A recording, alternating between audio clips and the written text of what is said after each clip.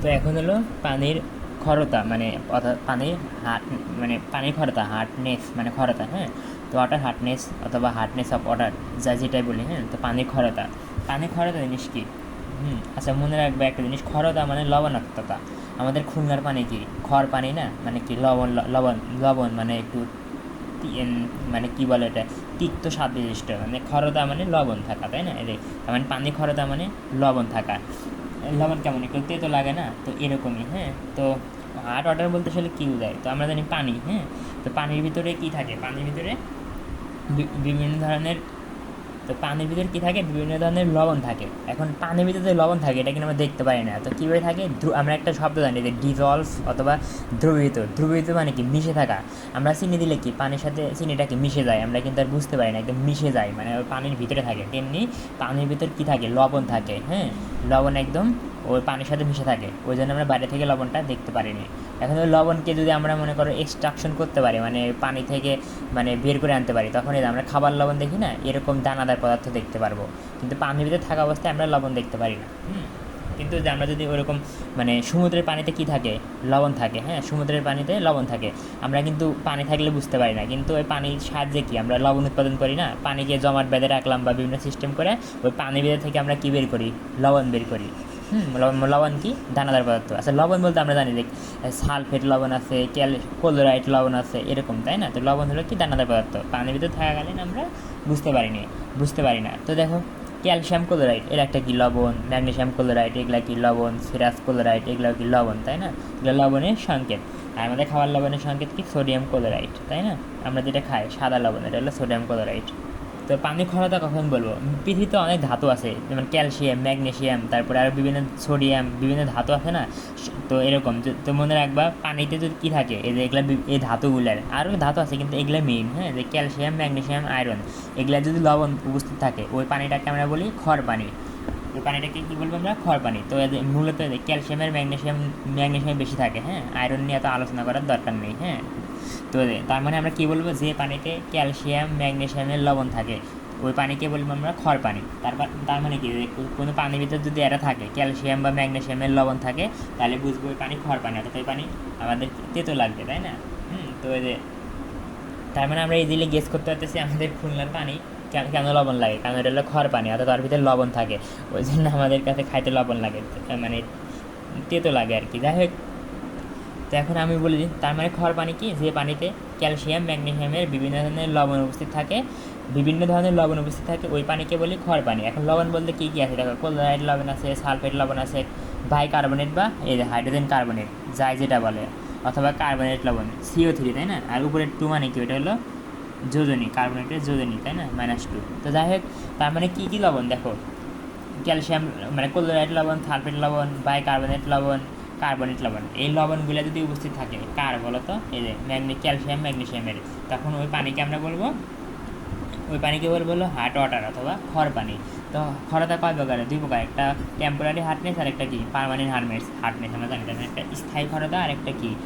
একটা অস্থায়ী খরতা আর একটা স্থায়ী খরতা। আর মনে রাখবা, কখন স্থায়ী খরতা বলবো আর কখন অস্থায়ী খরতা বলবো, এটা মনে রাখবে। এটা কিন্তু আমাদের ম্যাথ করতে বা বিভিন্ন সময় লাগবে, হ্যাঁ।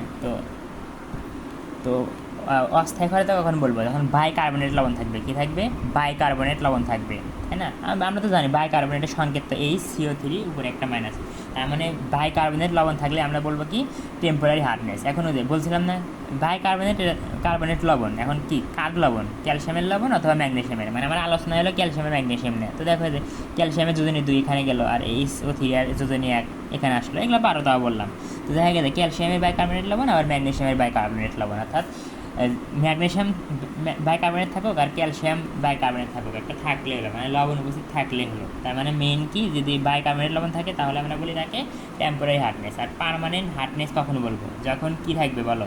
ক্লোরাইড লবণ আর হলো সালফেট লবণ। এই যে পানিতে যদি ক্লোরাইড লবণ আর কি সালফেট লবণ উপস্থিত থাকে, তাহলে তখন আমরা তাকে বলবো হলো, সেই পানিকে বলবো থাকে, তখন তাকে বলবো স্থায়ী খরতা, মানে পার্মানেন্ট হার্ডনেস। তার মানে ম্যাগনেসিয়ামের একবারে দেখো কী বলছি? ক্লোরাইড লবণ আর সালফেট লবণ, তাই না? Calcium chloride, calcium sulphate, magnesium chloride, magnesium sulphate, মানে দুজনেরই আমি লিখে দিচ্ছি, সমস্যা নেই। মানে ক্লোরাইড, মূল কথাতে ক্লোরাইড লবণ আর সালফেট লবণ ক্যালসিয়ামের হতে পারে, ম্যাগনেসিয়ামের হতে পারে। এখন পানিতে ক্যালসিয়াম থাকবে না ম্যাগনেসিয়াম থাকবে আমি জানি না, তো এই তো হয়ে গেল। এখন আমরা তো বুঝতেছি যে লবণ, তাই না, ক্ষারতা।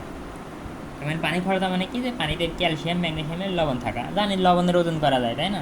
তো যত বেশি এগুলো থাকবে, মানে ক্যালসিয়াম ক্লোরাইড আর একটা আণবিক ভর আছে না, আছে তো, তাই না। তো এরকম মানে যত বেশি ক্যালসিয়াম বা ম্যাগনেসিয়ামের লবণ থাকবে ওই পানি তত বেশি ক্ষার হবে, অর্থাৎ ওই পানি তত বেশি মানে তিক্ত স্বাদ বিশিষ্ট হবে, মানে তেতো লাগবে আর কি, তাই না। তার মানে যত বেশি ক্যালসিয়াম থাকবে বা ম্যাগনেসিয়ামের লবণ থাকবে ওই পানি তত বেশি ক্ষার হবে, তত বেশি তেতো স্বাদ বিশিষ্ট হবে, অর্থাৎ তত বেশি ক্ষার হবে।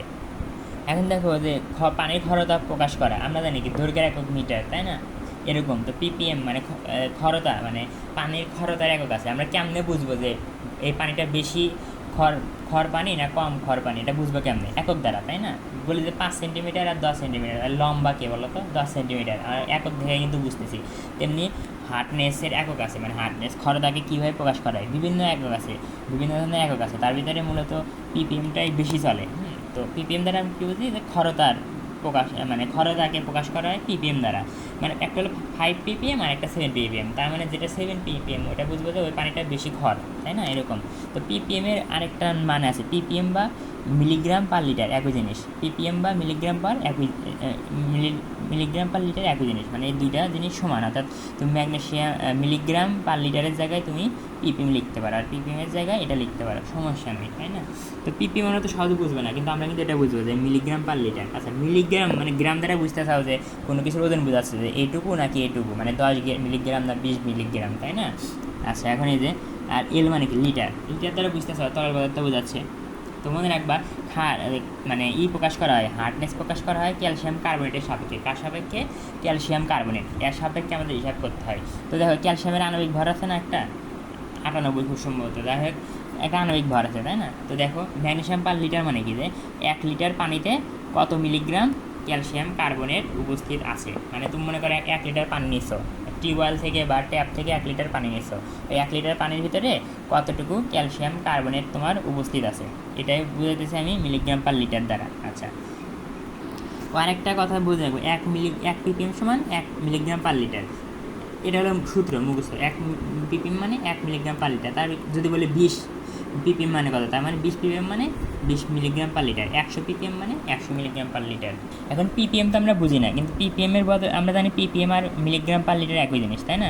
তো তার মানে আচ্ছা ppm বলতে কি, দেখো আমি বলছি ppm আর মিলিগ্রাম পার লিটার কি একই জিনিস না, কী বলছি দেখো, পিপিএমও যে জিনিস মিলিগ্রামও ওই জিনিস, মিলিগ্রাম পার লিটার একই জিনিস। তো পিপিএম মানে বোঝা যায় 1 লিটার পানিতে 1 লিটার, আচ্ছা আচ্ছা কী বললাম যে মিলিগ্রাম পার লিটার, মানে ডিভাইডেড নিচে যা আছে, লিটারের সামনে কিছু নয়, মানে কী আছে মনে মনে ওয়ান আছে না, মনে রাখবে এরকম ডিভাইডেড চিহ্নর নিচে যাই থাকুক ওর সামনে মনে মনে কী আছে, 1 আছে, তাই না। তো দেখ 1 লিটার পানিতে কতটুকু, মানে কত মিলিগ্রাম আমার ক্যালসিয়াম কার্বনেট আছে, তাকে বলতেছে আমি পিপিএম, মানে কত মিলিগ্রাম পার, মানে 1 লিটার পানিতে কত মিলিগ্রাম ক্যালসিয়াম কার্বনেট আছে, ওইটাকে আমরা কী দ্বারা প্রকাশ করি, পিপিএম দ্বারা। তো দেখো এক্স পিপিএম মানে কি, যে x milligram calcium carbonate per litre. X মানে কি, মনে করো 5, কল্পনা করো, তাহলে 5 ppm মানে কি, যে 5 ppm মানে কি বুঝবা, যে 5 মিলিগ্রাম ক্যালসিয়াম কার্বনেট উপস্থিত আছে 1 লিটার পানিতে। 7 ppm মানে কি, 7 মিলিগ্রাম ক্যালসিয়াম কার্বনেট উপস্থিত আছে 1 লিটার পানিতে, তাই না, এরকম। আচ্ছা, তো সতের কথা বলতে 1 লিটার মানে কি বলো, 1000 মিলিলিটার, তাই না। তো আমি দেখো মিলিগ্রাম পার লিটার বলা যায় কথা, লিটারের বদলে কি আমি 1000 ml লিখতে পারি, একই কথা, তাই না। তো আমার ml হিসাব করার সুবিধা, তো তার মানে আমি এভাবে বলতে পারি যে 1000 মিলিলিটারে কত মিলিগ্রাম ক্যালসিয়াম কার্বনেট আছে তাকে পিপিএম বলে। অথবা আমি বলতে পারি 1 লিটার, যদি বলো লিটারে বলো তাহলে 1 লিটার, আর মিলিলিটারে বললে 1000 মিলিলিটার, এই তো। আচ্ছা, তাহলে পিপিএম মানে কি বলছিলাম বলো, পিপিএম মানে মিলিগ্রাম পার লিটার। তার মানে কি পানির আয়তন যদি কিসে দেওয়া থাকে, মিলিলিটারে থাকে, মিলিলিটারে রাখলে কিন্তু হবে না, অবশ্যই লিটারে আনতে হবে। আর ক্যালসিয়াম কার্বনের ওজন কিসে আনতে হবে, অবশ্যই মিলিলিটারে আনতে হবে, নাহলে কিন্তু তুমি পিপিএম বলতে পারবে না। তাহলে পিপিএম একক আনার উপায় কী, অবশ্যই ওজনটা মিলিগ্রামে আনতে হবে, আর আয়তনটা লিটারে আনতে হবে। এখন তোমাকে মনে করো একটা অঙ্ক দিব যে পিপিএম প্রকাশ করো। এখন পিপিএম প্রকাশ করা মানে কি, যে কোনো কিছুকে মিলিগ্রাম পার লিটারে প্রকাশ করা, তাই না? কারণ পানিটাকে আনবো লিটারে, আর ক্যালসিয়াম কার্বনেটের ওজন নেবো মিলিগ্রামে। তো দেখো, আর আমি তো আগে বলছি যে পিপিএম মানে কি, পিপিএম মানে কি দেখো, আমি কিন্তু বারবার পিপিএম মানে কি মিলিগ্রাম পার লিটার, মানে 1 লিটার পানিতে 1 লিটার অথবা 1000 মিলিলিটার পানিতে কত মিলিগ্রাম ক্যালসিয়াম কার্বনেট আছে। তো প্রশ্নে কী বলে দিছে দেখো, এত মিলিগ্রাম পানিতে যদি 25 মিলিগ্রাম ক্যালসিয়াম কার্বনেট থাকে তাহলে পানির হার্ডনেস পিপিএমে প্রকাশ করো, তাই না? তো কী দেওয়া আছে বলো, এত এমএল পানিতে কত মিলিগ্রাম দেওয়া আছে, এত 25 মিলিগ্রাম। তো লেখো এত এমএল পানিতে রয়েছে এত মিলিগ্রাম, তাহলে একে কত, আর আমি পিপিএম প্রকাশ করতে আমার কী লাগবে বলো, 1000 এমএল লাগবে না, 1 লিটার বা 1000 এমএল, তো 1000 এমএল আছে এত, গুণন করো, কাটাকাটি করলে কত আসে, এত মিলিগ্রাম পার মিলিগ্রাম, তাই না, ক্যালসিয়াম কার্বনেট। তো তার মানে 1000 মিলিলিটারে কত থাকলো বলো, ক্যালকুলেশন করার পরে 47, তার মানে এটাই আমার কি পিপিএম, মানে আমি 1000 এমএল আনতে পারলেই যে ভ্যালুটা পাবো ওটাই আমার পিপিএম নির্দেশ করে। এভাবে আমার পিপিএম নির্ণয় করতে হয়।